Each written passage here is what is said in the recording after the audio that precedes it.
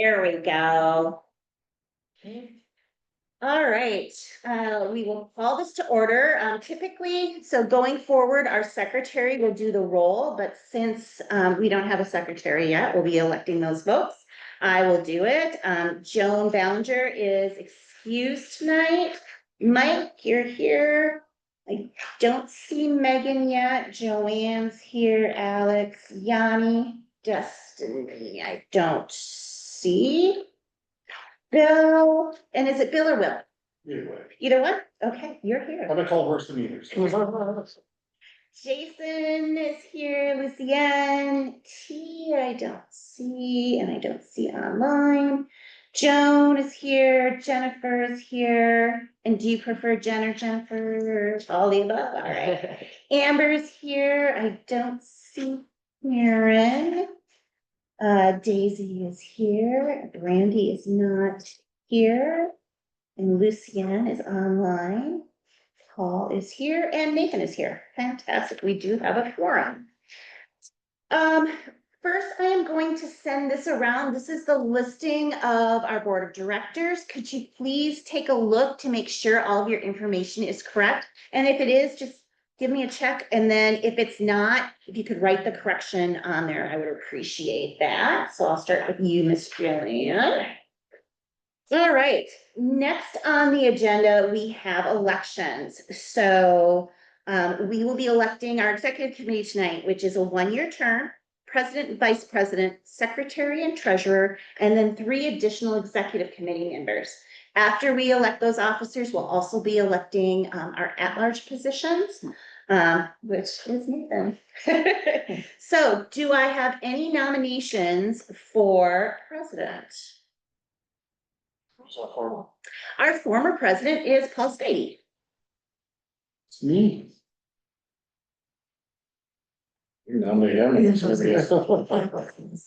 I'll second it. I show up. Right, we got an interest. All right, any other nominations for president? Vice president. So if Paul can't come to a meeting, then you get to run the meeting. Okay, who was our former? Our former is Karen, and she is not here tonight. And she's had some difficulties working late, so she hasn't been able to attend a lot of our meetings. So I don't think she's interested in running for vice president again. Like Daisy. I feel like I was contemplating it, and I feel like I don't know what my plate's gonna look like this semester. Understandable. But I was thinking about running for secretary instead. Perfect. I was gonna not secretary, yeah, because you've got students. Yeah. Yes, you do. Okay. Twice. Is that? Go for it. No. No, I could, I don't know what I'm doing, but I'll learn. From when I was nominated to be secretary, I didn't know what I was doing. So, I don't know what I'm doing, but I'll learn. all right, all right. Executive committee only meets every other month unless there's something that we need to address. So it's not a huge time commitment. It's fine. It was great, honestly. All right. So Joan did say that she'd be willing to run only if no one else did. So since Daisy is willing, I am going to remove Daisy. Oh, no.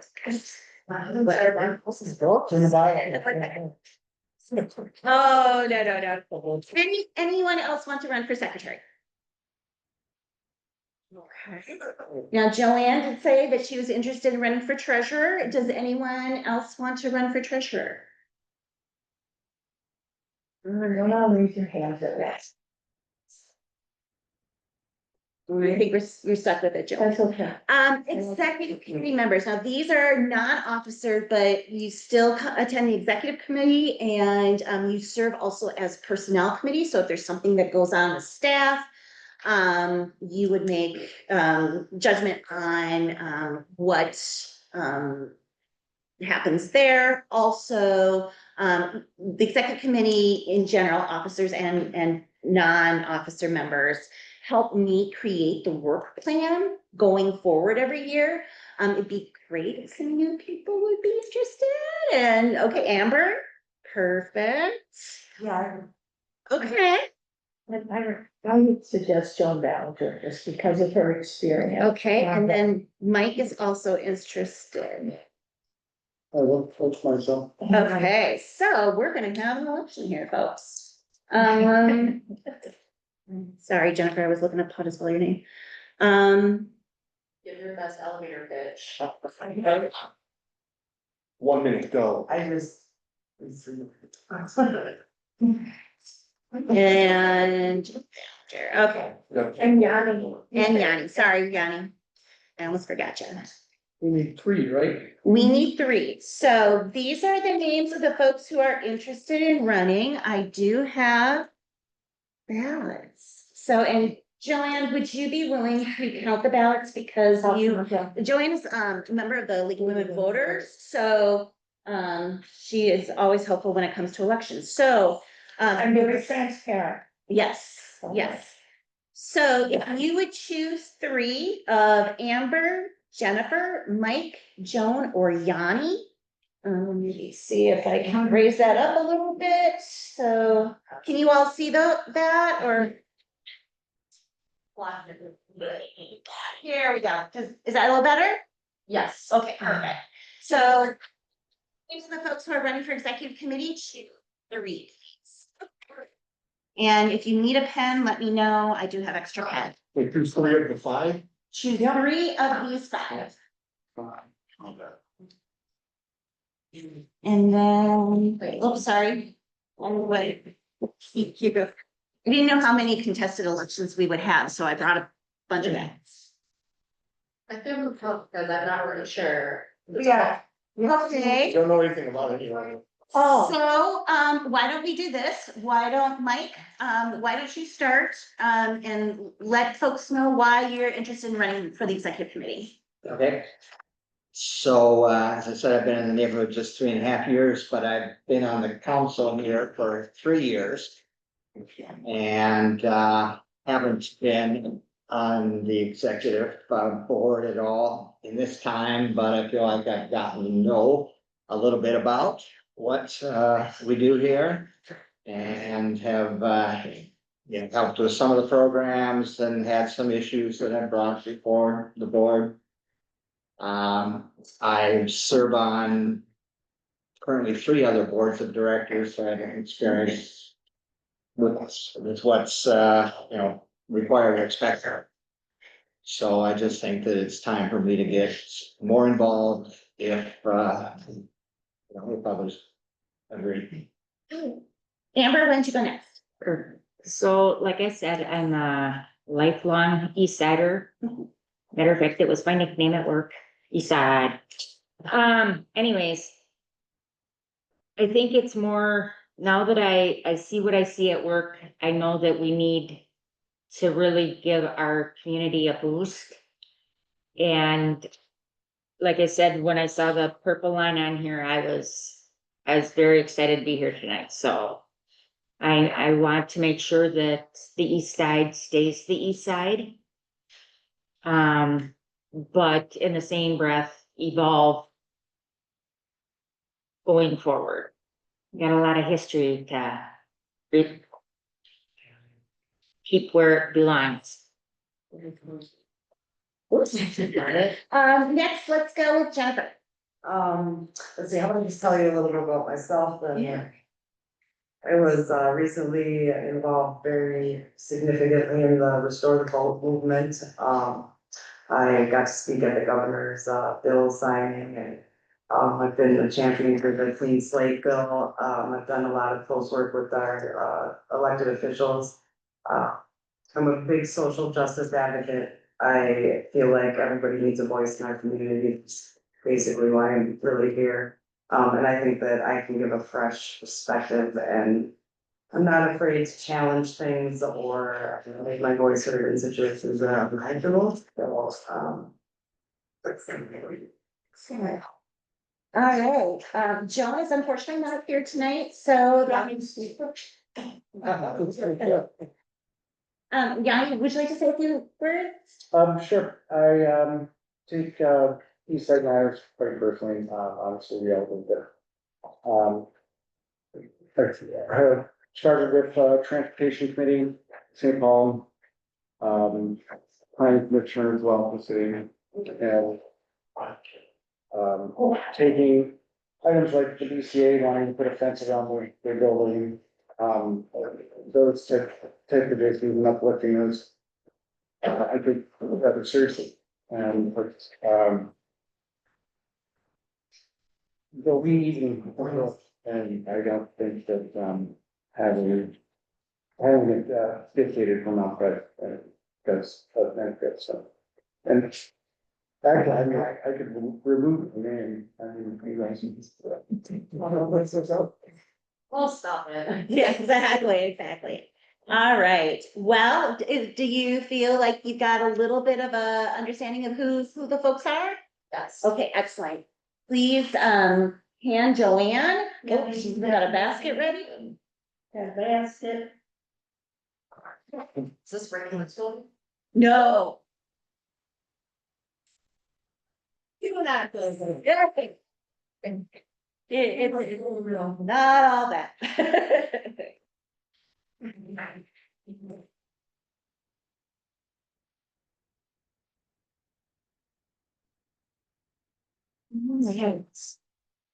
Anyone else? We got them all? Oh, Oh, you got there we go. Everybody's found. I'm almost there. There's no hurry. And, as soon as we kind of send, hey, how you doing? Send Joanne off to the corner to do the counting. We do have 3 at-large positions.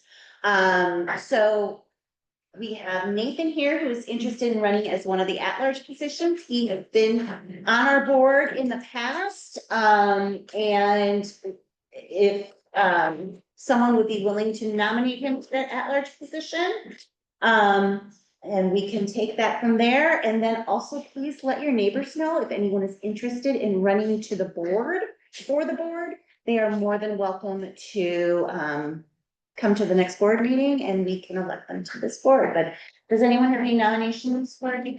So, I'll second it. Excellent. All in favor, say aye. Aye. Opposed? Welcome to the board meeting. you got it. All right.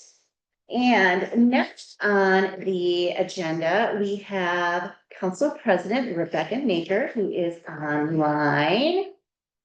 And do you have anything to share, a paper to share or anything? Because I did send out to everyone, and everyone has in their boards, information about the tree preservation ordinance that you're championing. So Yeah, Abby? that's all the documentation. I thought I would just give a quick verbal overview and then really welcome your questions and specifically your feedback.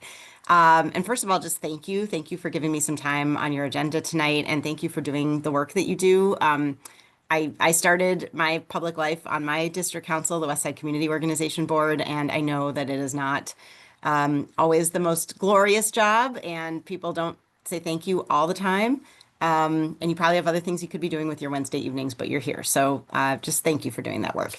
I am proposing a tree preservation ordinance, and I wanted to, I told my legislative aide that while we don't always do this, this is an issue that is such an important issue citywide that I wanted to offer to come to every district council, all 17 of them, to talk about it and get feedback. And she said, you know, there's 17 district councils, right? And I said, yes. But I'm sure they won't all want to have, you know, a presentation. And they all did, which is wonderful. So I really appreciate it. And I'm glad to be here tonight. The origin of this ordinance, just first of all, I think there's been some elephant in the room nature of this because of the Summit Avenue bike trail. And I just want to be very clear to address that elephant right away, that there are the equivalents of Summit Avenues all over our city, right? Tree preservation is something that happens or doesn't happen on every major thoroughfare in the city when it's reconstructed or maintained.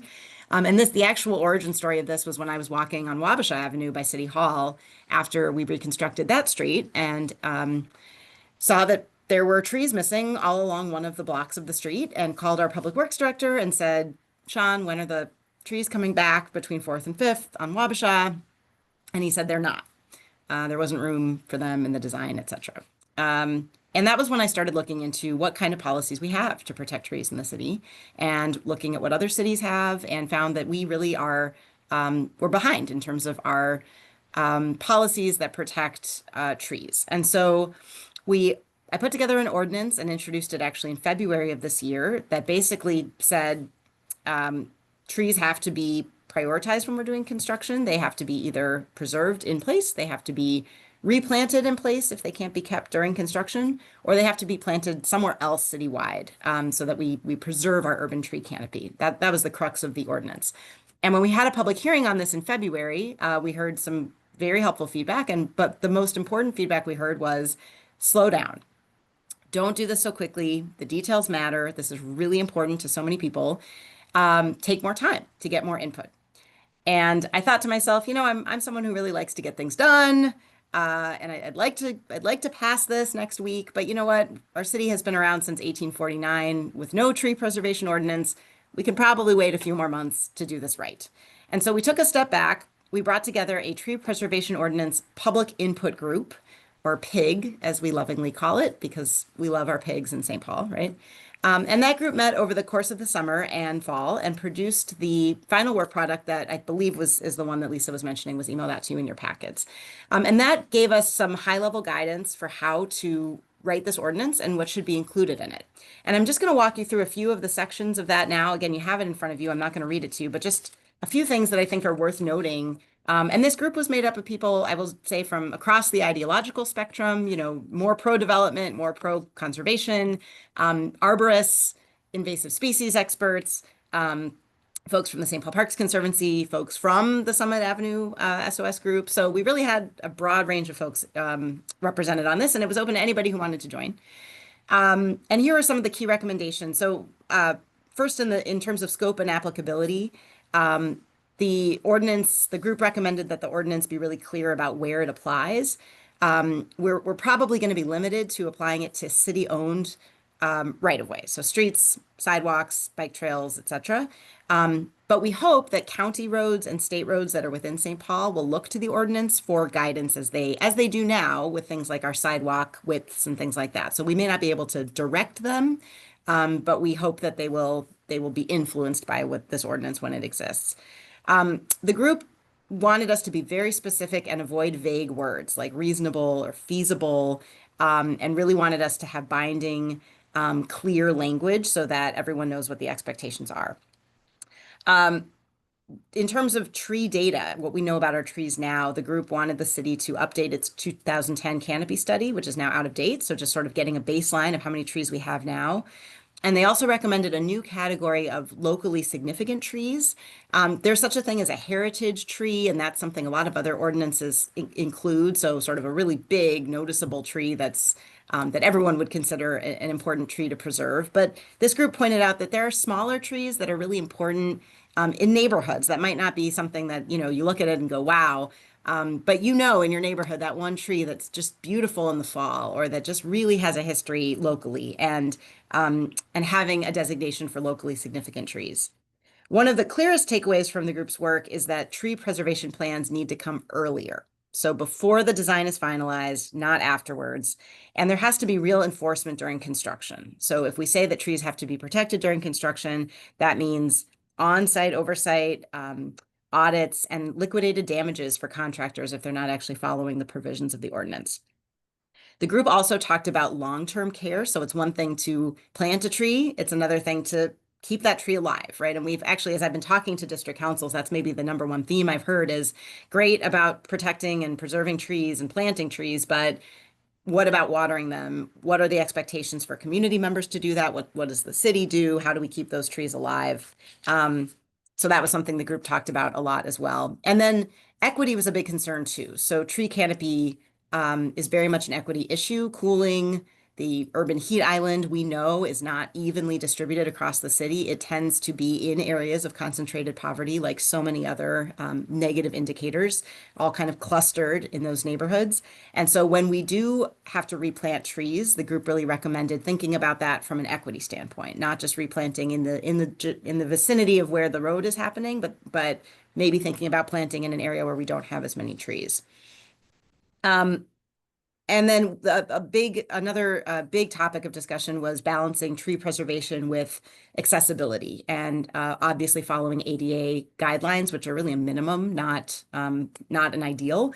And those are both public goods and they need to coexist thoughtfully. And I think it's important to note here that the goal of this ordinance is not to give trees a veto over construction. It's to give them a vote. Along with all of the other considerations that we're thinking of, we also want to think about the value of our trees earlier in the process, not have them be completely an afterthought. Another big part of the group's recommendations had to do with the rules versus the ordinance. So normally in the city, when we pass an ordinance, it's a very broad policy. It doesn't get into the details of exactly how it will be implemented. For example, if you replant a tree, if you take down a big tree and you replant a baby sapling, is that truly 1 for 1? Or should we be planting more baby trees to make up for one big tree, for example? Those are things that normally happen in a rulemaking process after the ordinance is adopted. But this group felt really strongly that those things should happen together because the devil is in the details, and a broad ordinance that doesn't get into specifics isn't good enough. And so we've been working on both the ordinance and the rules at the same time and moving forward. And then finally, the group talked about creative ideas. This is probably my favorite section of the work product. I always say that our superpower in St. Paul is our social capital, right? The connections that we have between us. And that's really true when it comes to tree care and maintenance. And so there are all of these different ways that other cities have incentives for residents to take care of their trees near their homes. There's something called Brewing a Better Forest, which is a partnership with breweries to raise awareness and funds for tree planting in heat vulnerable neighborhoods. There's tax credits, there's all kinds of ideas. And I think this is actually a place in which district councils could really play a leading role by mobilizing that or encouraging that. So the group really wanted some of those creative ideas built in as well. So that final work product was done, is submitted. And now we're drafting the ordinance. And we were hoping that the ordinance and the rules would be done by December 10th to present to the city council. But again, the ordinance was going to be done on time. The rules were not. And the group felt very strongly that we not adopt one without the other. So once again, though I like to get things done on time and under budget, the group has advocated for, and I've agreed to, the ordinance was always going to take effect June 30th, 2026, no matter when it was passed. We've decided to wait until, give ourselves a little more time and hopefully adopt the ordinance in May of 2026. It will still take effect in June of 2026, which is purposely timed to be before construction season begins in 2026. And so it will apply to projects that take place next year. Really between now and then, there's no construction happening or being planned anyway. So the delta of a few months is not a big deal. So I will close there and just say that I'm here tonight to share that with you, to get your feedback, what's working, what's not working, in terms of how trees are done in the city right now. What do you like about what you've heard? What do you have concerns about? And then this is not the last time we'll talk about this. Once the draft is done, we'll be sharing that out with district councils for your feedback as well. But for now, I'm just happy to take questions or notes and bring all of those back to the drafting team. Yeah. Hi, Rebecca. I was just wondering, well, so we had the city planted a tree on the boulevard in front of our house. My husband happened to be out in front when the city guy came by to mark the spot. And he even asked my husband, well, what kind of tree would you like? And so we picked an oak. But then he went to the next house, our neighbors next door. He didn't knock on the door. I guess I wish that if they would let the people know more about what they're doing about planting the tree. Also let the people know that it's kind of their responsibility to water the trees, encourage them to get the green bags. Because we got a green bag and they're nothing. You just tell the city you want a green bag and they give it to you. But I just wish that there was more communication because they probably planted, I'm just saying, at a 3-block range on my street, 20 trees, and probably 10 of them are dead. And they're gonna stay dead until someone from the city comes to remove them. But nobody in that house was told what this was about or how they could be a part of this. And I think we need to make it, you're gonna have to maybe put things in different languages too. Just so if it's a Hmong family or Korean family, they know, boom, that tree is theirs and this is how they can be a part of it. Right. So that's just my experience, just on my street, but like I said, if my house wasn't outside, we would have just, I got a tree, we would take care of it, cause we're those kind of people. But, you know, I hate to see us spend money on 20 trees and 10 of them are dead already. Right. I totally agree. Thanks for that feedback. We've been hearing that citywide, that need for communication and expectation setting. So thank you. Bill and then Jen. Can we put some language in there about educating the planters? For not putting up the mulch volcanoes around the bottoms of the trees. Because that will contribute to root rot and bark disease, which will kill those new those new trees. I had recently had 3 new trees put around mine, and they built up the volcanoes right up to the base of the tree. And I could tell that they were starting to die, so I dug them out, and now they're flourishing. But that's I mean, you can research that yourself, it's a big deal to not put that mulch in a volcano right up to the tree. And I see so many trees around the neighborhood, when they tear down a tree, dig out there to put in a new sapling, they'll build that volcano right up to the tree, and then the tree struggles. So if we could put some kind of language in there, have that, to educate the planters on how to do that, that would be, that would go a long way to preserving those trees, even if the residents aren't able to participate as much as we'd like. Jen? That's great I feedback. was where a few years back, they took every tree on our block. I'm just curious as to how they pick the type of tree that they're gonna replace them with. Because we're seeing Kentucky coffee bean trees and like these random trees now that are, and I'm wondering why they don't just plant hardwood trees in place, you know, or how do they, what's the process of picking the trees that they're gonna replace? And also, I'm curious why the green bags aren't just included in the deal. Yeah. Why aren't they standard practice to put one with every tree that's planted so that they don't die and, you know? I'm not sure about the green bags. Like, I will take that question back. And that's a good point about the consistency. Like, sometimes they're there, sometimes they're not. I do know that there is a certain amount of choice that property owners get when the tree's taken down in front of their house. The forestry department is also trying to plant no more than 10% of the same species of trees citywide, because when Dutch elm disease struck, 90% of our trees were elm. When emerald ash borer struck, 25% of our trees were ash. So we were making progress, but not enough. Our goal is no more than 10%. So I'm not exactly sure how they choose which per block, but they have a certain number of trees that they know can survive in this climate, that don't drop a whole bunch of gross stuff. And you know, they don't want to do too many of any of those one kinds in one place. But I will bring that question back about sort of when people get a choice and when not, and also the green bags. For me, I feel like I personally have never heard of this. I mean, I've read this ordinance, I've seen it, but I feel like, to me, I struggle with how we can engage, especially communities of color and those who are marginalized in this place, to actively participate in these types of things, because, you know, I feel like my neighbors are predominantly BIPOC and, you know, are always working. And unfortunately, a lot of them look like targets of ICE. And to be frank, it just does not sit right with me. And I don't want to push them into a position and force them, because from my previous experience, when I worked for the city community office, I literally went out there, I went to businesses, I went to obviously like Stevens Square, which is predominantly Black community. And it's hard to get, especially displaced communities, to want to be part of community engagement. And so my first part is building that dialogue, but also having representatives, you know, who reflect my background, but also care about tree preservation, to also go talk to those communities to talk about that, you know what I'm saying?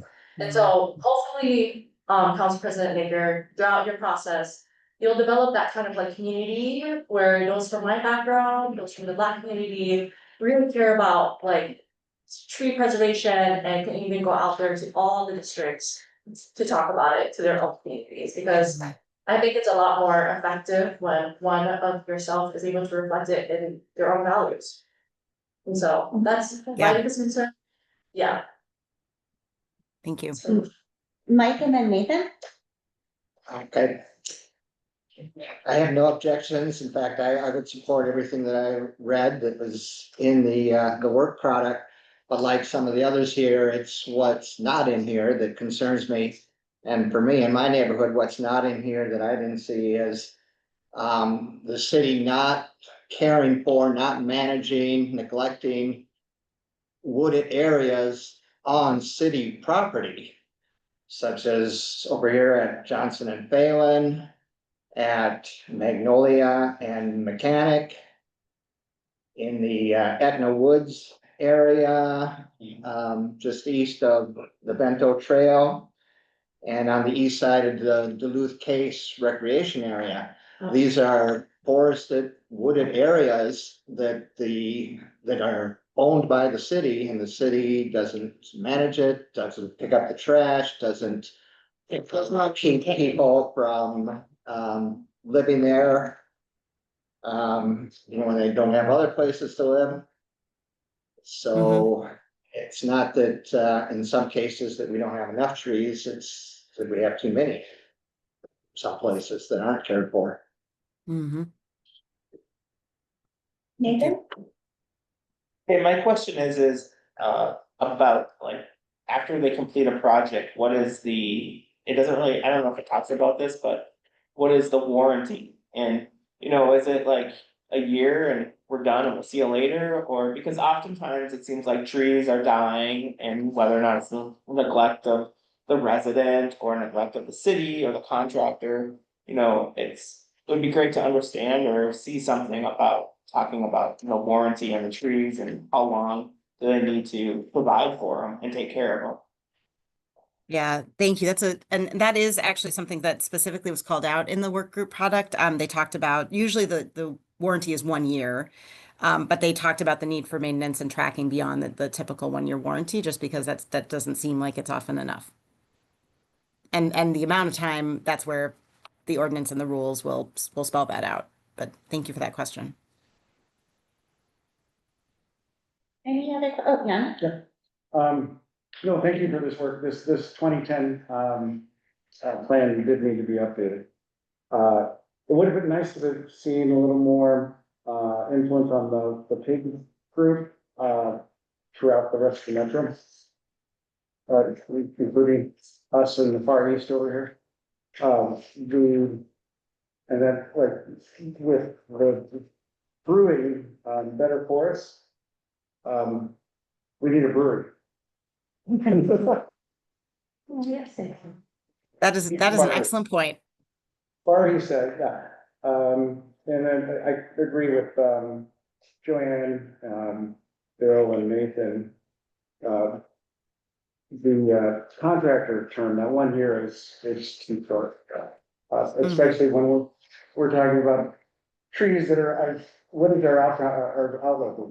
5 or 10 years do we want these trees to exist? So it should be proportionate to what they're looking for as a goal, to have the tree in its lifespan. What other notes? Oh, and you answered it in the beginning about the Summit Hill. So yes, thank you so much. Thank you. Any other questions for? And let me look something up real quick. Sure. Experience with tree replacements and property management, getting more than a 1 year warranty would be very expensive. And so I don't think that getting that from a vendor is gonna be cost effective. I think addressing homeowners, maybe as Daisy said, by getting to the people that they'll listen to, would be very valuable. But we gotta sell people on taking care of the trees. Thank you. And go ahead. I just did a quick Google search on how long it's considered, it takes to consider a tree fully established. And it's 1 to 3 years. So I would like to have it considered, the warranty go to 3 years.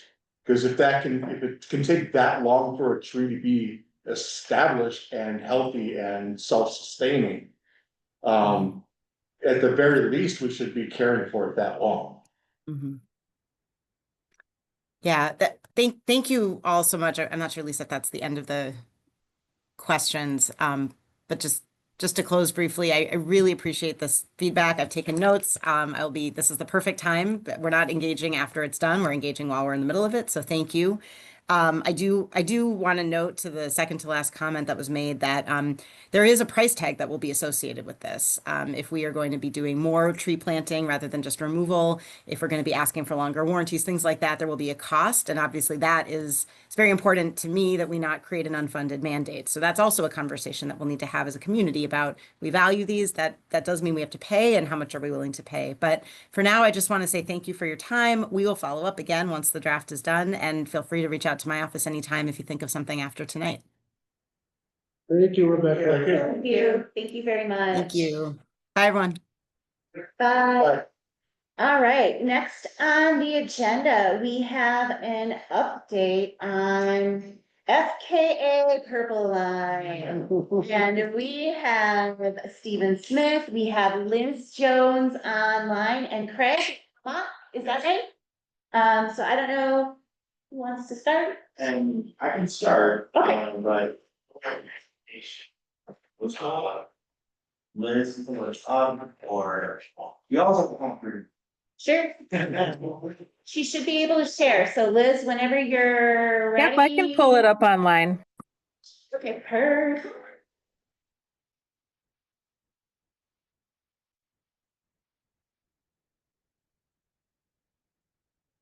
All right.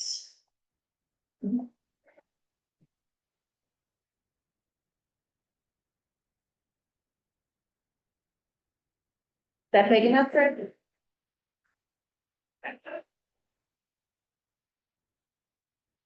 It's been probably over a year since we heard from us last, but let's say also thank you for inviting us to the launch party. It was a fantastic time. I love the DJ that was there.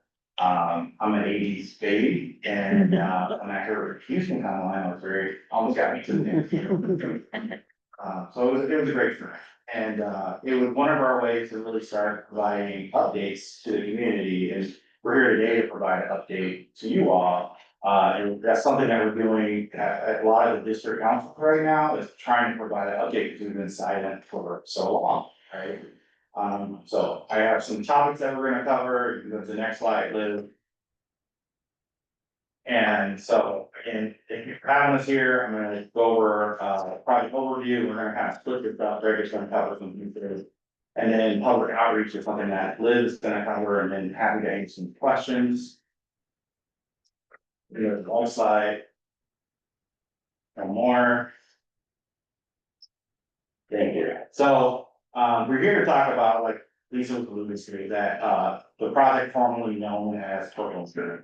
And, right now, we're going through, rebranding the project, but when you last heard from us like a year ago, we were going through the stages of community engagement, looking at the route, what are we gonna do, where we're gonna end the route. And then we got to this point around September 2024, October 2024, where we kind of went through all the study process. We're actually coming to the point where we're going to make decisions on the routes. But then I think a lot of you heard that Maplewood kind of pulled their support. And that's where you kind of got our side, because we're trying to figure out how do we figure this out, because these projects take pulling all the communities together, it needs city support. We can't do these projects without city support. So when we lost the Maplewood city support, we're trying to figure out what can we do. And then we worked with our city officials, we worked with our commissioners, and so it was a lot of effort, I would say, with everyone getting in the room, trying to figure out, okay, how do we kind of make this project work? And so we finally got to that point where we know what our alignment should be. And we got back our support from Maplewood, so they are supporting the project. That's why you're hearing from us today, is because we're proud to say we have a project that we can move forward with. One of the things that we, where we're at is now, we don't have study. So one thing, I know some people are fatigued with the study fatigue. We're not in a study phase anymore. We know our routes.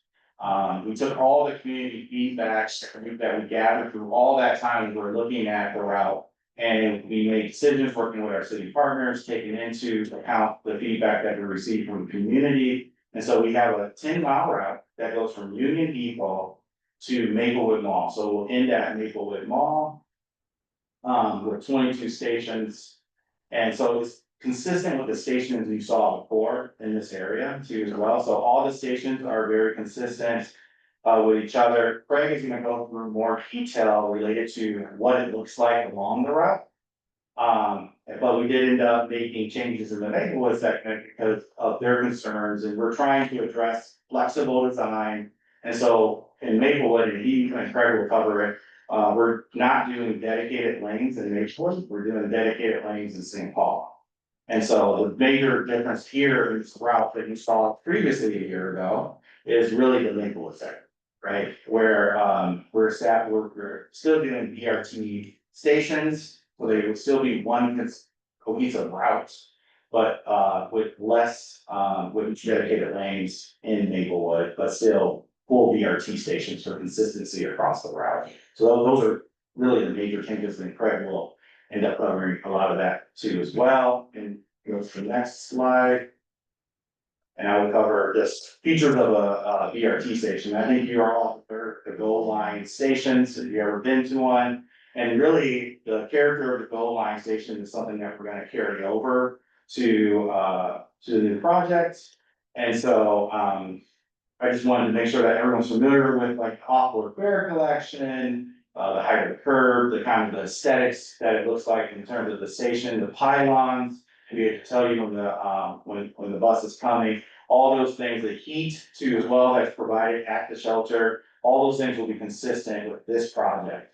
And one thing that I didn't cover too, the safety benefits that was associated to the project, the investment that we're making from Ramsey County standpoint and Metro Transit, we're still, everything that we talk about related to pedestrian refuges and crossings and slowing down, that is still consistent with the project. So that hasn't changed. So the identity of the project, when we first talked with you all, is still gonna carry through with what we're trying to do now too as well. Otherwise, I'm gonna turn it over to Craig. He's gonna cover some of the elements of the alignment. Thank you, Stephen. So as Stephen alluded to, the big change from what we've been talking about previously really is what's occurring. And it was really to be responsive to what we were hearing from Maplewood elected officials. They didn't want to see the roadway reconstructed. They didn't want to see a loss of a lane in traffic. They prioritized movement of automobiles, maybe a little higher than other parts of the alignments. And so we need to be responsive to that. And so what we have are the same 5 station locations that we were talking about. What they're gonna look like, more what you see on any of the lettered lines, the arterial BRT lines, where really the improvements are gonna be at those station intersections, where we're gonna put a platform in on 2 corners, and the other 2 corners are gonna be upgraded, so everything is compliant with ADA accessibility. And so that's what we're kind of showing here, the grayed out areas reflecting that those are areas that aren't gonna be touched, and the colored areas in this one example is showing where we're gonna be making those upgrades. And the facility piece of this project is really important. So know the corridor has the Route 54 on Maryland and White Bear Avenue today, has pretty decent service now. It is actually gonna see improvements in service before we get to actually implementing this project. And that's part of Network Now. The Transit's Network Now plan is really a service investment throughout the metro area occurring in 25, 26, and 27. And so it's a 3-year investment plan to reflect what the communities want and need, knowing that travel is different coming out of the pandemic. So it's really adjusting our old systems to the new way that we need to be. So actually, it's gonna be 54 visits in service frequency and span frequency changes before the end of 27. And so what we'll bring to the project is a modest increase over that increase. But more importantly, what Network Now doesn't bring any facility improvements. And so 54 stops out on White Bear and Maryland Avenue, particularly today. Usually at best, they've got a bus stop sign, there's not a bench, there's not a shelter, a couple locations have shelters. And so by upgrading to full-fledged BRT stations, one, you get all the amenities that Stephen showed on the previous slide, but it also puts it at the top of the food chain for cleaning. It's daily cleaning. A bus stop and a bus shelter does not get daily cleaning, but LRT and BRT platforms do. Snow removal, highest priority is LRT and BRT platforms in the system. So it could be a day or two or more, depending on how much snow we get before a regular bus stop is dug out or a shelter is dug out. That's just the way we end up attacking the needs of our system when we're hit with snow. So this portal will now have that high amenity to it, ease of use and accessibility, and be way better for the overall customer. So it's a lot of it's about the facility. And we're still getting the bus lanes that, so 5 miles of the 10-mile alignment will still be in bus lanes that would provide you with reliable service. So every trip should operate with reliability through those bus lanes. So while we won't have bus lanes north of Larpenteur in Maplewood with the project, we'll still have it in most of St. Paul. Next slide. So this slide represents really the focus of last year's conversation when we were looking at not being in the Bruce Central Trail corridor, but rather being on Maryland and White Bear. We're still planning to have the same 5 station locations. The 3 on Maryland will actually be shared with the H line. And right now, schedules are roughly about the same time. It's neck and neck to see whether this project or H line is up and running first. So H line, if you're unfamiliar with that, comes all the way from Minneapolis across Maryland Avenue and goes south on White Bear Avenue down to Sunray, with the new Purple Line to go north on White Bear Avenue to Maplewood Mall Transit Center.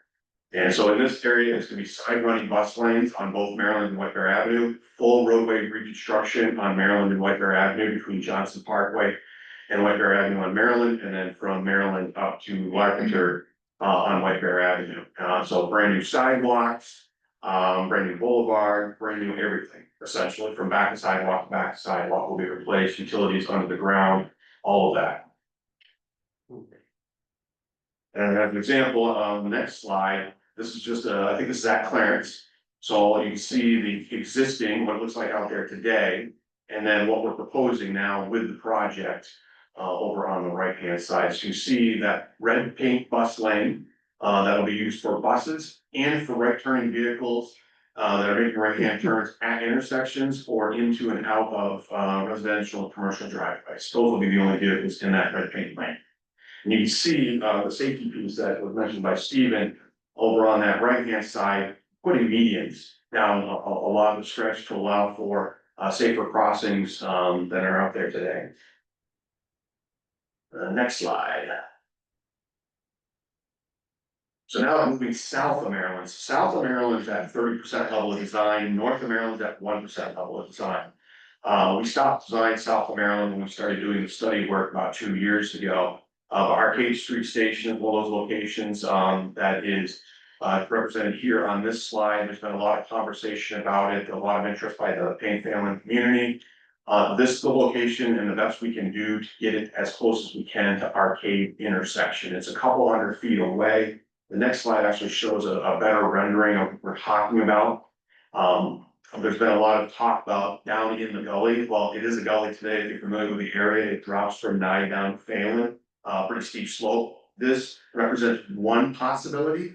This is an artistic rendering of it. So you can see we're gonna have to fill at least a portion of that gully because the platform needs to be level with Nye, it needs to be flat with Nye. And then we would have a bridge over the Bruce Central Trail and the space that's kind of the burnt grass underneath the bridge. That is a space available for the daylight of the Phelan Creek project that is desired. So we are making sure we're accommodating that possibility.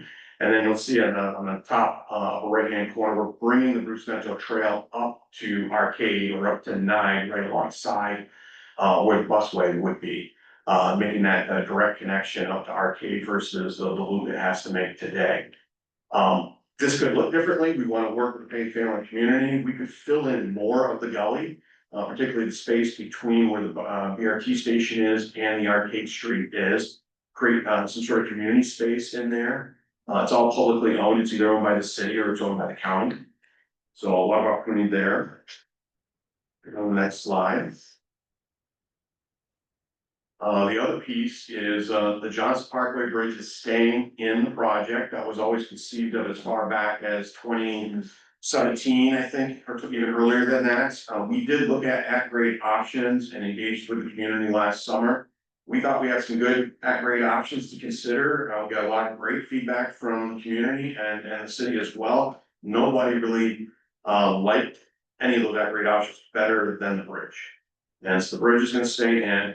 It is a bus bridge with trail on it on the one side. You can see that there. So we'll actually improve right now, if you're coming up the Bridge Metro Trail from the south.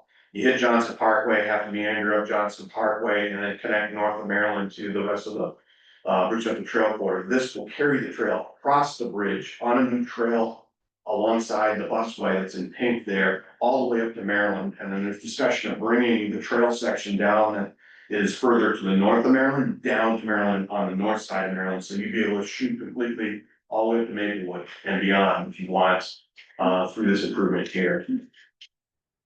Go to the next slide. It shows an old model of this, but this is kind of a representation of this bridge.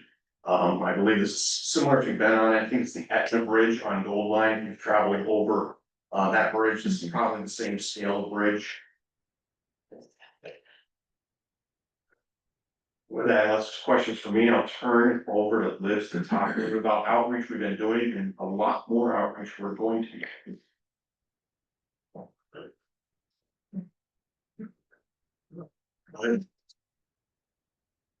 Everybody. Like Craig said, I'm just going to talk a little bit about some upcoming outreach that we are planning for the project. How's the baby though? What was that? How's the baby doing? Yeah, good. I know. I'm just getting back. I've been out on maternity leave since late June, and I've been back for a few weeks now. So baby is doing good. She's here with her dad in the background here. So appreciate you all letting me join remotely. Almost 4 months old. So yeah, I'll have to share pictures the next time I see you, Yanni, and the next time our committee gets together. All right. So really this kind of stage of our outreach, and this started probably late September, before I was back, but my team has been working on that along with Stephen and Craig. Just really informing folks that we do have a project that the Met Council, Ramsey County, Maplewood, and St. Paul have really come together. We've taken the input that we've gathered over the last few years from the community, as well as from both Maplewood and St. Paul, to where we are today with a project that we are able to move forward with. So it's very exciting. Still, still is a good project, still serves folks on the east side and East Metro, enhances safety along the corridor and improves transit access and reliability, which is our overall goal. So we're still meeting our goals. We have that strong support. We're in a really good place. So I'm really happy to be able to say that with all of you, because I'm sure, as most of you know, there's been a lot of ups and downs over the last few years, and we're finally in a really good place where we all feel positive, and we can move forward. And like Stephen went through kind of in the beginning of our slides, we want to confirm what is the project, what is our project scope.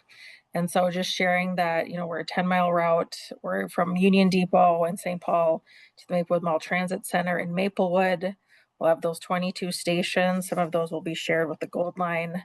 And we'll have some bus-only lanes and some areas where the buses will run on the regular roadway and mix traffic with the vehicles, but still bringing that fast, reliable service above and beyond what is in the area today. So we've been really focusing like groups like this, community councils, district councils, community organizations throughout the corridor, and just kind of giving this update, confirming that we do have a project. What is this project going to look like? Where we'll be out talking to folks, and that we can still move forward. So that's really, again, started within the last couple months, just letting folks know where we are at. Also, we have recently confirmed that the project's Corridor Management Committee, or CMC, a body of elected officials, will take an official action to confirm this project scope. So that's part of what we've been starting to talk with folks as well. That meeting is listed in here, but it will be on December 11th. So that will be kind of the official confirmation that yes, this body of elected officials and appointed officials supports this project scope and gives the kind of official go-ahead for us to move forward. And again, just wanting folks to have an opportunity to chat with us because there's been long periods of when we're not, of kind of silence and not saying much, where we're trying to figure out what is going on with the project. And so again, want folks to know that we are still here and we're ready to move forward. So I have this meeting on here tonight. Ramsey County has a board workshop. I was going to say in a couple weeks, but the end of November is next week already.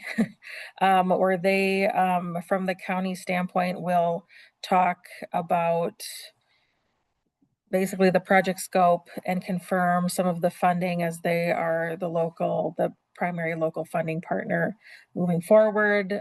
We'll then have a cycle of our project committees, including our community and business advisory committee. Just side note for folks, if you're not on that committee and want to attend the community and business advisory committee, just let me know. And I can get you the link, their virtual meetings, if any other folks want to join those meetings and get an update, but it'll be pretty similar to what we've been talking about today.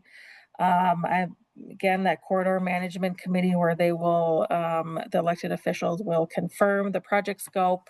We will also be at St. Paul Planning Commission Transportation Committee, and the Met Council does have an accessibility advisory committee made up of folks of various abilities that we'll be chatting with as well. And then really have a slew of pop-ups. So our new project, our new color will be announced on December 2nd. So after December 2nd, we have a slew of pop-ups that we will be chatting with folks throughout the project corridor, as well as a few community events like the European Christmas Market. But places where we typically go throughout the project corridor and chat with folks, like Hmong Village, Centromex Supermercado, the Ramsey County Service Centers. We just really like to, yes, attend some of the bigger community events, but also prefer just popping up in community spaces so that we can meet folks where they are regular coming and going. And again, providing this message like we are here today, that we do have a project. At this point in time, we'll have the new color, so we'll be able to start talking about that, and just letting folks know that they can hopefully stay connected with us as we move forward, and begin to advance the project design later next year. And so we've kind of been talking about the project schedule. So for the near term, I mentioned we've just been out chatting with folks, letting folks know that we are still here and moving forward. That county board workshop will confirm from our local funding partners as kind of their official meeting to confirm from the county side, and then that CMC action on December 11th will confirm from that whole body the new project scope. And then some more kind of documentation of just making everything official. We do ask for what are called resolutions of support from both St. Paul and Maplewood. So we're planning to go through the formal process to receive those with the cities early next year as well. And then as we kind of get our project restructured and reset, we'll be sharing out more what does our longer term schedule look like. So more information and advancement of the project will be available kind of in the middle next year timeframe. And that is really what we had to share with you, and we can definitely take questions if folks have them. Joanne, then Yanni and Amber and. Hi, my name is Joanne, and I have talked to, people from this project before. What I don't understand is why you're stopping at Maplewood Mall. There's nothing there, that I know of. I don't understand why you don't go all the way down to where all the medical, center is, the hospital, the doctors. I think it would service people better. I mean, okay, fine, you stop at Maplewood Mall and then they got a somehow get from there to the heart clinic, the kidney clinic. I don't understand why it just can't be extended another mile down the road to help people who go there for medical service. And my other concern is, what's the bus stop gonna look like at 401 Phelan? The medical, there? You know, I mean, you're gonna have the bus stop on the street, the doors to 401 are all the way around the building on the other side. So I'm just saying, I just had a hip replacement, and I'm not walking the best, so I'm gonna take the bus there, and then I have to somehow, in 6 inches of snow, get around that sidewalk and then get to the main entrance. I'm just wondering if you've talked to 401 Phelan to see if they can maybe move doors onto the south side of the building, so people get off the bus and boom, go right into the building, rather than have to figure out how to maneuver. So I'm just thinking of people with medical issues, and I just would like to see them addressed. I can talk about that one, and Craig can talk about the first one. You know, I heard your comment when I was at Yes, you did. yes, I did, when I was at the block party, and I got that right back to the team, and we started discussing it. That's something that we will take a look at. Okay, So I know there's constraints, there's always I constraints. know. So, but we kind of talked about this and that we will end up taking a look at it. I think my father was at that facility too as well, and I know exactly what you're talking Well, about. I go to 401 and 435, Yeah. so I know what you're saying. Yeah, and so, yeah, we will take a look at that when we get back into this, so. But I'll let you address like the St. John's, because we're talking Yeah. about St. John's related to like the Chiefs and things like that. Yep, so those are important connection points, and there are gonna be other ways to get to them that don't exist today. So we first step back, late last year, was the 223 that used to exist, but we brought it back at twice the frequency level, and that connects from the transit center all the way over to Rosedale, running south of 694 and makes stops at the St. John's Hospital. We are also, implementing next September. So again, well before this project is actually up and operational. Maplewood Metro Micro. So this is one of our new types of services.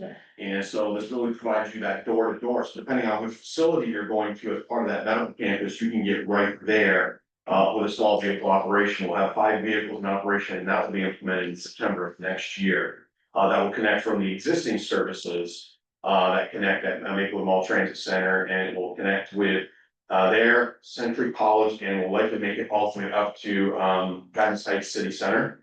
So they're still working to define the service area. But it'll be some of the ones that were started in Woodbury and down in Bloomington, and I think the Lane one's not yet operational, that would connect to North Powell. And the one that's really started with in Minneapolis. And then we're looking at improving, restructuring the Route 219. And that's part of that network now, so that'll be implemented by no later than the end of 2027, and that's the route that connects to the transit center and St. John's Hospital to Century College, because there are a lot of students that take classes or fulfill their Internships. they're in hospital work, a lot of hospital technicians. And so that's being restructured to be faster and more correct from the college versus where it's served. Those are all changes that will come and help be supportive with the knowledge that this project is eventually coming. So then if they get to the Maplewood Mall, then they'll have an app on their phone, is that what you're thinking? Yeah. That there will be an app? Micro for the micro it is. Yeah, for the micro, yeah, okay. Yep. Okay. Yanni and Amber? Sure. Just to clarify, so color routes are BRT, letter are ABRT, just for general knowledge, right? So generally speaking, arterial BRT don't have bus lanes. That's changing a little bit. The B line on Lake Street has a partial bus lane in one direction. The stations are typically smaller. And they don't have level platforms, so that's the other thing, this is a colored BRT line, so that means these are 10-inch high platforms, so level boarding. So that you don't have to deploy the ramp, to be able to have mobility onto and off of the vehicle, which you do have to. The arterial BRT uses the standard 6-inch curve, not a 10-inch curve.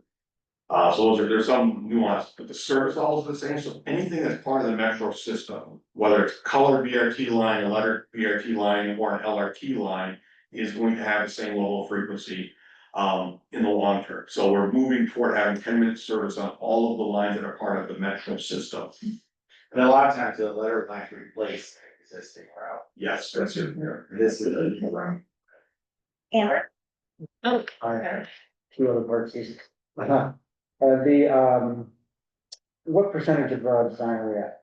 Ooh, it varies across the corridor, in the southern half, some of it is at 30% design. Maryland and White Bear is something that we came up with, right, and that's the images that you saw, I would call that like a 1%. And so we're gonna have to bring everything up to the same level, so it's cohesive. So it varies across the corridor, because some of it was the stuff that was always there from 2021. And then now we have new parts, right? Okay, and then, is CBAC gonna be invited or the chairs to the CMC? On the 11th? The CDOT co-chairs, yes. Yeah. So remind folks what CBAC and CMC and all. CBAC is a company, in business, advisory committee, and then the CMC is, Corridor Management Committee. thank you. And so CBAC, reports to CMC when we're doing the business and community engagement. So. okay, so you might have to bring me up to speed a little bit here. Because my knowledge of this purple line is that the businesses on White Bear Avenue are not happy about this. So tell me, are we losing businesses to get this line? We are not. But I hear you, and yes, we've had some businesses, and Stephen, you and I have talked about that. One of the things that I'm asking Metro Transit is that we do some sort of business support, especially during construction.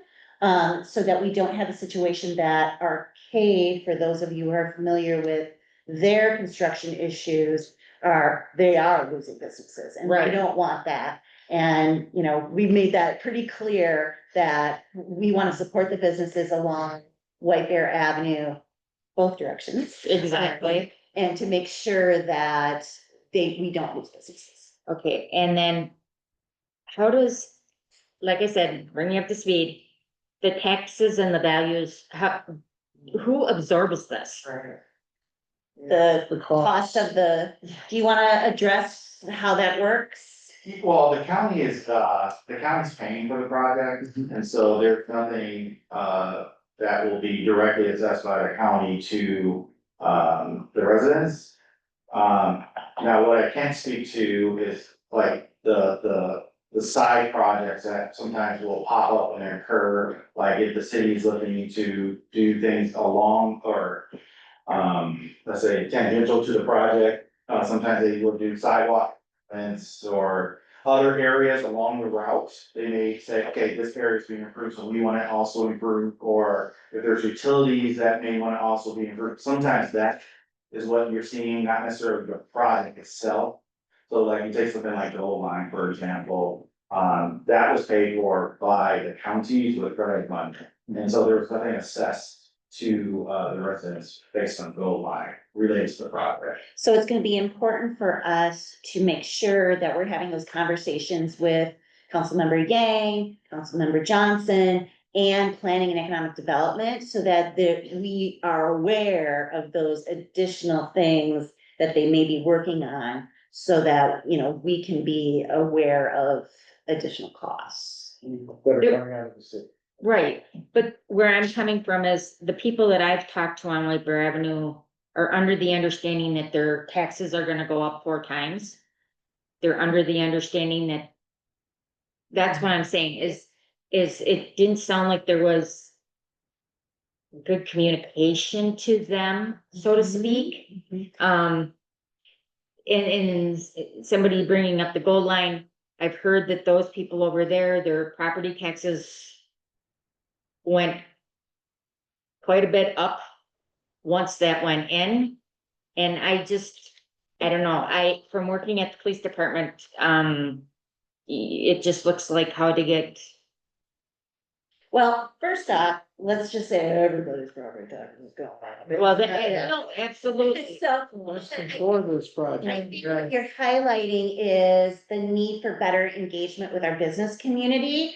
And so I know that White Bear Avenue Business Association will be involved in getting the businesses together so that everyone knows for sure what type of increases, if any, there will be, and what the responsibilities will be of the city, of the county, and of the individual businesses. So let's make sure that we're talking to the And I business. agree, yeah, other things that we've been talking about too, but as we're trying to think about, because we're not the design right now, we're really just engaging the community, that we're still alive, we have a project.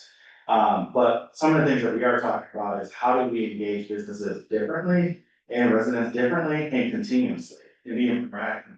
Because sometimes you don't hear from us when we have something like just saying like right now. But what about when we don't have something significant to say, but how do we keep people involved, how do we keep people engaged? So we are starting to like really think about how can we do things differently, so people can feel more, one, we feel more accessible, and two, we're meeting people where they're at, and for us engaging the community more often, right? And it doesn't have to be at things like events or things like this, it can be different, and so we're starting to talk about that right now. Cause I heard, I think you're not the only one that's saying this, I hear it coming down the corridor about how can we be a little bit more proactive with the businesses too as well, and that's very important, so. And let's continue these conversations with us too, because we can communicate as well. So it'll be important that we keep that partnership and engagement so that we don't have wrong information out there, but also everyone has the information that they need.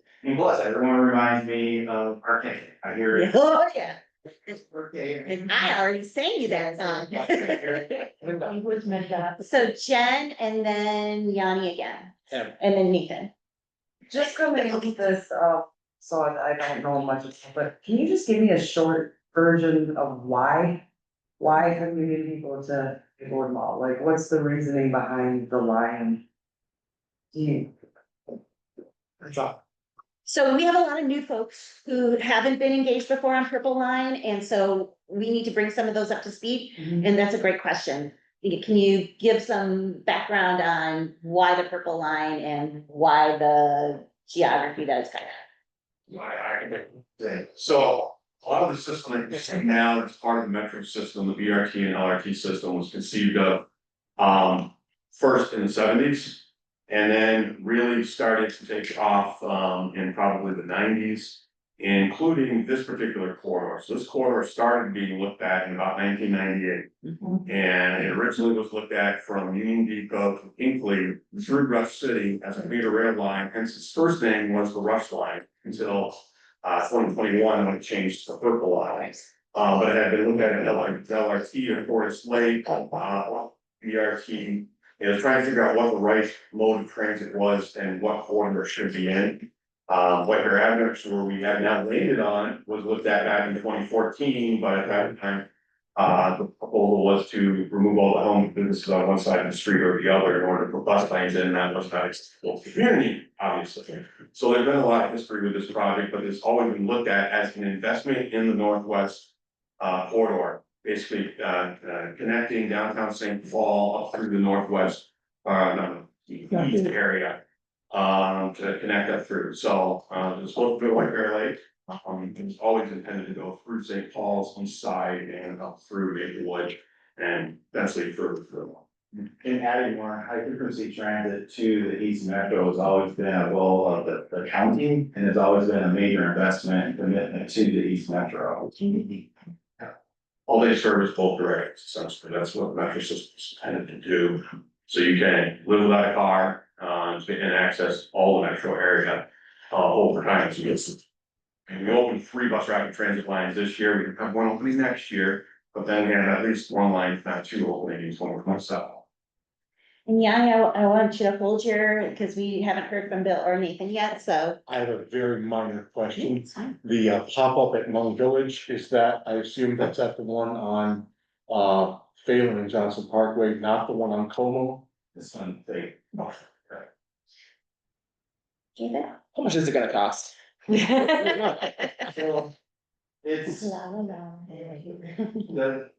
have a board presentation where we're gonna get cost to as well, and it's somewhere probably in that 375 area. It's conservative right now, it's a budgetary number, we still have to do a lot of the work related to refining that cost. But right now, that would be a conservative estimate. For example, in areas which is half, that's at 1% design, carrying a 40% contingency. To avoid unexpected cost increases, because we don't know as much 1% design as you would at 80%. $375, that's And nice. in reconstruction, it's never cheap. Do you feel like there's cost savings now that you're not having to put in a full bus lane in Maplewood, or is it still gonna be the same similar costs? Well, I mean, the cost associated to a station, like a full VRT station is there, but, obviously, when we're not reconstructing, a road, the cost comes down. So in Maplewood, the cost is a little bit cheaper because we're not providing those dedicated lanes and having to reconstruct, so it's cheaper. And that segment of it is cheaper than the segment of, building bridges, reconstructing and doing new utilities and things like that, and back a sidewalk and creating a new sidewalk, all those things are happening in the St. Paul Center. So, and then we're talking about protection of refuges, providing those meetings that we're talking about, those safety improvements we're talking about, those all have costs associated to it, so it's a little bit more expensive than the St. Paul Center. And then, when you do construction, I know you're not in the design phase right now, but the thought is that Wiper Avenue will be completely closed down for 2 years because that's what it usually takes to build this stuff? Or is it gonna be like phases? Are we gonna keep lanes open? What's the idea? So usually we work through what we call like maintenance of traffic, meaning like, what do those detours look like? How do we end up staging it? So obviously, you heard me say we're not in design. Those are the things where I was talking about talking with the businesses. Those are the things I wanna talk to the business about. I wanna talk about what those closures could look like and get input from the community. About, well, how long should we take to do something like this? So obviously, construction is never easy on anybody. Construction is always hard. But how can we make it a little bit easier? How can we communicate better throughout the construction process? This is the input, when I was talking about how to do things differently with the community, is getting active feedback while we're in design. To be able to make sure that we are, one, getting that community input and have a feedback involved on how to make sure we can do the best we can in active construction. So it's not as like we can maintain access to businesses and things like that. So when I talk about maintenance of traffic, I'm also talking about that, I'm talking about staging and on how we do it. And, you shut down half the street, you shut down the other half. How do you make this so it's not a horrible experience, right? Because I keep on hearing about arcades. So I think that is something that you're gonna hear from the project and continually communicating with the community. If you don't hear that, you can come knocking on my door right away, because we're gonna keep talking with the community and really figure this out. And what are you thinking, like the build out on this? Are you really thinking it's like 2 to 3 years on it, or is it a year, or what's the deal? It takes usually about 2 to 3 years. Goal line was what? Oh. All right, long time, go along with it, they're still doing the building. Not sure. Dennis? Yeah, so I can, and you're not here to speak for the city and neither am I, but, the city, that, something has to happen in Wiper Avenue, it's due. And the city was actually thinking of doing a 4 to 3 conversion, which would have been at the cost of every person on that corridor. And that would have involved much of the work that the county is gonna pay for at this point. So the levies, if the city were to do it, would be tremendously. Astronomical. Yeah, higher than what, this project is actually gonna cost us to do with the county. If I'm wrong, some of that funding is from, the river corridor. Some of this funding that's coming to this project, river corridor funding reallocated. Because that was in. That piece of funding, I know that was a presentation that was put on by, at a board workshop, I think yesterday. But, related to this, we always had a pot of funding associated to this project. And so, the source of funding is failed and, regional rail.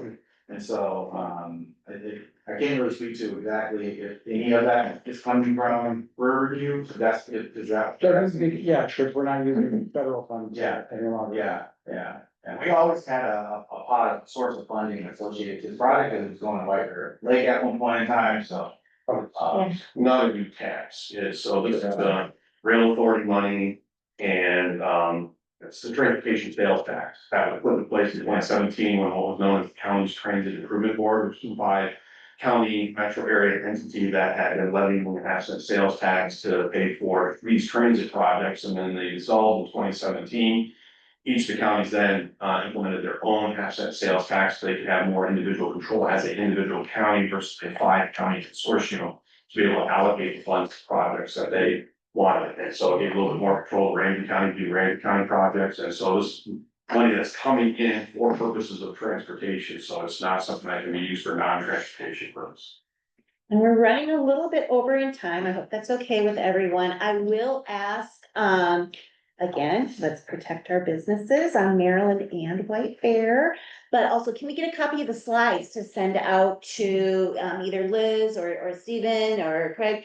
If you could send me a copy of the slides so that we can get that out to the folks who weren't able to make it tonight. That'd be great. Yeah. And how can one follow you guys as far as pop-ups and meetings and gatherings? You look like a badass. There's a list here, but also here's the contact information.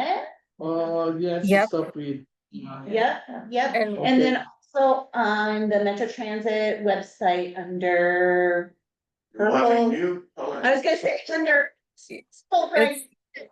It's currently under Purple Line. We're working on getting a new website, so right around that December 2nd timeframe, there'll be a lot of updated information, including all of our events. And if you're signed up for our project, like email newsletters, we're gonna be sending them out that week as well on that platform. So I'd encourage you to sign up for that as well. Things differently, so as we add new events over time, so instead of just putting them up on our website, which is kind of the main way we've done it, and pushing it out on our own social media, which people may be watching or not watching, we'll get it to folks like the district councils, to leadership, so as we add events, we will let you know, you go to shop for that. And for all of you, I make sure once I get a copy of the slides that everyone gets it, and then also a link to the currently Purple Line page. The county board workshop, where they're gonna talk about, you're gonna go to talk about the cost. When I work with the county, the workshops are open to the public. So you can't say anything, but you can go, it's not you don't have an open mic, or you can't say anything, but you can go and learn, and they're open to the public, and you get the same handouts everybody else gets. So if you really wanna know how much it's gonna cost, go to that county board meeting at 10 o'clock in the morning at the courthouse downtown. And It's you're, all live stream. there's live stream, I forgot about that, yes, I can. I want to- yeah. 10:30 at noon next Tuesday. Yeah. I actually think the board packet, the presentation is getting posted somewhere. Posted on, Right, tomorrow. yeah. Perfect. Thank you so much, Liz and Craig and Stephen. If you wouldn't mind just hanging out here, just in case there's a few other questions before we go tonight, Yeah. that'd be excellent. See you guys again. I know, we Thank have you. Rochelle. Oh, thanks, Liz. We have Rochelle here from Ramsey County Healthy Homes, who's going to give us a real quick update, and then I do have the election information. Well, this has been wonderful, and thank you for your presentation and learned a lot here. This is great. You want to come back? Wow. No, I really appreciate the time to talk to you a little bit more about what I do. I am I'm the supervisor of the Healthy Homes Program. I will have some brochures here for you. I did try to, as we said, we're all trying to make these connections, and as we were all talking, I was like thinking, oh, I'm also part of the Rotary Club of North St. Paul, Maplewood and Oakdale. It's a service organization, service above self, and I see a lot of passionate people here who are looking to do above and beyond and better your community. And what better way, I'm wearing 2 hats right now. I was the president of the Rotary Club just the last year. So now, I encourage you to check that out. We also do a lot of projects, and if you want volunteers for your cleanup efforts. I thought we have the Lions. Oh.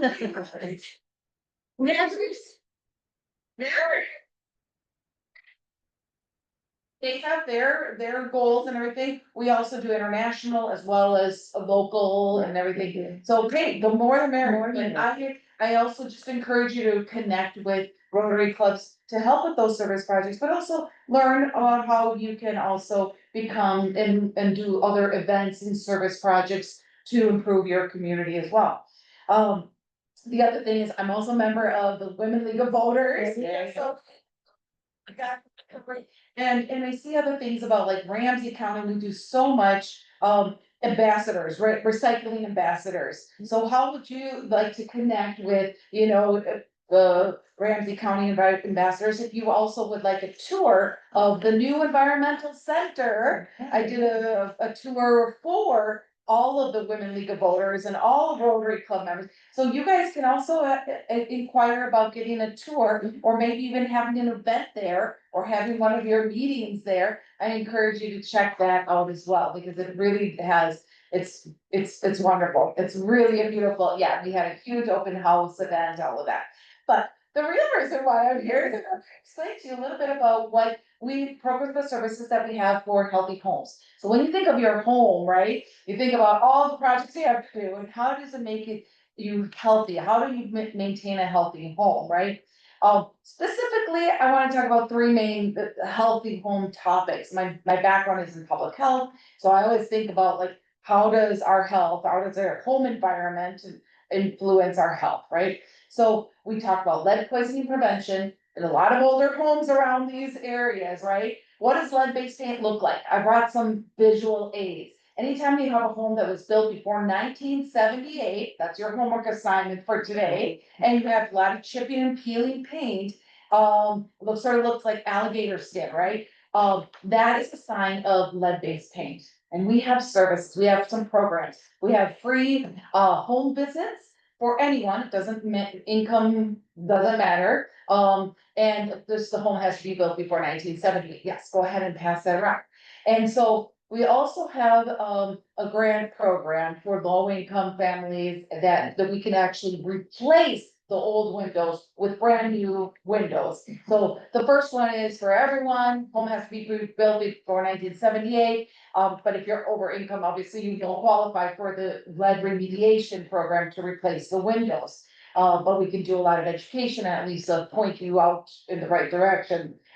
This is before and after pictures, and that's what we're really trying to see if you do have contacts or events that we can participate in promoting our program. We're always looking for new referrals. Okay, so if you have an event that you'd like us to come out, I know we did something recently for National Lead Poisoning Prevention Month, which was just last week or last month, and we had a big tabling event. We can offer and connect families to getting lead testing, as well as we did soil testing in the spring. So if you want us to collaborate and do something, that would be fine too. I'd be happy to work that out. The other program that we have that I want to share with you is we have asthma. We have all of our programs, lead and asthma, we connect with, we have a public health nurse that goes out with our environmental health specialists. And if a child is under 18 years old, diagnosed by a physician that they have asthma, we can do a free at-home visit. And we identify what the asthma triggers are in the home, and we provide them with a variety of asthma products, okay, to help reduce it. And then then we follow up 4 months later, do a 4-month evaluation. The success rate is that if by using some of these altering, easy home, products to reduce the asthma triggers, you reduce the costs of medical, hospital visits, home improvement, also reduce the rate that the parents have to go to, miss out of work, right? The very last thing is our radon program. Right, so our radon program, I want to make it a little bit bigger. That's my goal for this next year. Right now we have not free, $2 kits. They usually cost like $13, but we give them out to residents. The price has gone up, but we still remain that we'd rather have them use it than have it cost prohibitive, but it's just. You put it up, it's a short-term kit, you get the results, if it's high, we also would get, buy another one, put another one in. And then my goal is to make something a little bit more substantial so that we can do radon mitigation for low-income families, okay? So that's my little speech there, try to see if you want, got my business card as well. If you have any questions, there's my brochure here too. Curiosity, one quick question, on the window, is there a child? Yeah, there has to be a child under 6 years old living in the home to qualify for the grant program as well as even maybe frequently visiting children, yes. Yes, Daisy, did you have a question? I just wanna say, I feel like that was like the perfect elevator speech. I know we're running on time, so I have to like really do, anyway, yeah, I did ask, do you want the short version or do you want a PowerPoint presentation version? So this is actually perfect, but It's one of the income guidelines. that is great, I don't have the application in front of me or anything, and, I think it is, 10,000, I think is like where is the, it yeah, I think it's under 10,000. for a family of four or for a family? For a family of two, I would Okay, say. okay. That's something I'm gonna have to memorize. I'm not directly working in it. I'm just right overseeing it. It's the 80% in medium. Rochelle, is that something that you could send me and I can forward out to the board? Absolutely, Thank you. absolutely. Yeah. I know there's no income guidelines for the radon. No. So, Right, and asthma and lead checks. The only income guidelines is for if you wanted the windows replaced because it's a lead hazard for a child, and bad. All right, any other questions for Michelle? All right, so I passed. I'll take a business. You just groceries are. So, Joanne did the, ballot counting, thank you. And, the three folks who will be joining our executive committee is Jen, Mike, and me. Congratulations. I'll take this last. All right, no December meeting. I know. If something comes up that needs to be addressed, however, I'm gonna call you together. It may just be a Zoom. And then, so our next board meeting will be January. Thank you. January 21st. The first executive committee meeting will be January 14th. And I'll print around a listing of, oh, yes, I did. Thanks, Nathan. And so you will receive your agendas via email going forward unless you need them. Yes, Joe. Leave the folder in our name. Yeah, you leave your full, you can take all the innards out, but leave your name tag and your block. And folder. That's definitely one. I'm sorry, absolutely, I will take care of it. You can take your 2 keys. First souvenir. It's her. Oh, so this is what you want to be next week. Yeah. Yeah. Right. We're